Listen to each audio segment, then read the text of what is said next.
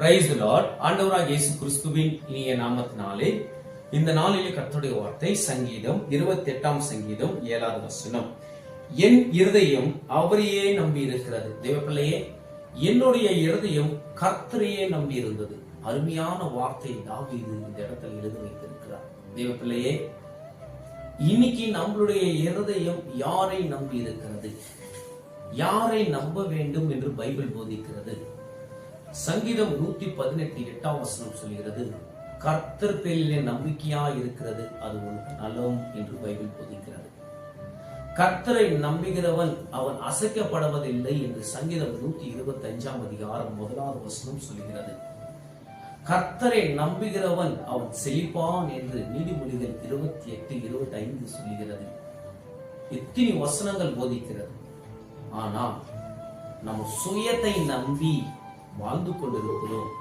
சுயத்தை நம்பினவர்கள் கீழே விழுந்து பார்ப்பார்கள், தோல்வியை பார்ப்பார்கள். யாரை நம்பி வாழ வேண்டும்? யாரை நம்பி ஒரு எதனா ஒரு பிசினஸ் ஆகட்டும், ஒரு தொழிலனாகட்டும் செய்ய வேண்டும் என்றால் கர்த்தரை நம்புகிறவன் அவன் செழிப்பான். கர்த்தரை நம்புகிறவன் அவன் உயர்ந்த அடைக்கலத்தில் வைக்கப்படுவான். நீங்க இன்னைக்கு செய்தியின் மூலியமா கர்த்தர் உங்களோட பேசினது என்னவென்றால், கர்த்தரை சார்ந்து வாழுங்க, கர்த்தரை நம்பி வாழுங்க, சுயத்தை நம்பி வாழாதீங்க. எல்லாவற்றையும் தேவனுக்கு தெரியப்படுத்துங்க, தேவனை நம்புங்க என்ற வார்த்தை மூலியமா ஆவியானவர் உங்களோடு பேசிக் கொண்டிருக்கிறார். இன்னைக்கு குடும்பத்துல பிசினஸ்ல எதுக்காக தோல்வி? சுயத்தை நம்பி. நான் விசுவாசிக்கிறேன், கர்த்தர் செய்தியின் மூலியமா உங்களோடு பேசினார். மனம் திரும்பி சுயத்தை நம்புறதை விட்டு கர்த்தருடைய பலத்தை வாழுகிற பிள்ளைகளாக நாம் இருக்கலாம். நீங்க எந்த இடத்துல இருக்கிறீங்களோ என்று தெரியாது.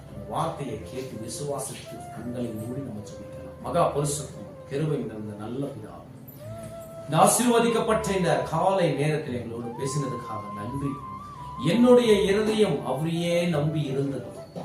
நாங்களும் அப்பா அதை போல மாற வேண்டும். உங்களே சார்ந்து வாழ வேண்டும், உங்களே நோக்கி பார்க்க வேண்டும். வானோக்கி பூமி உண்டாக்கின கர்த்தரிடத்திலிருந்து ஒத்தாசை வர வேண்டும் என்று இந்த வார்த்தை மூலமா எங்களோடு இந்தவரே பேசினதுக்காக நன்றி. எங்களுக்கு கற்றுக் கொடுத்ததுக்காக ஸ்தோத்திரம். கர்த்தாவே, இந்த ஜபத்துக்கு மிகப்பெரிய ஒரு பதிலை கொடுக்க போற தெய்வக்காக கூடிய நன்றிகளை தெரிவிக்கிறோம். ஆன்லைன்ல எந்த இடத்துல இந்த வார்த்தைகளை கேட்டு இந்த ஜபத்தை ஆண்டவரே இந்த பிள்ளைகள் கேட்டுக்கொண்டு இருக்கிறார். இந்த பிள்ளைகளை நீங்கள் ஆண்டவரே ஆசீர்வதித்து வழி நடத்தும். எல்லாவற்றும் கரத்துல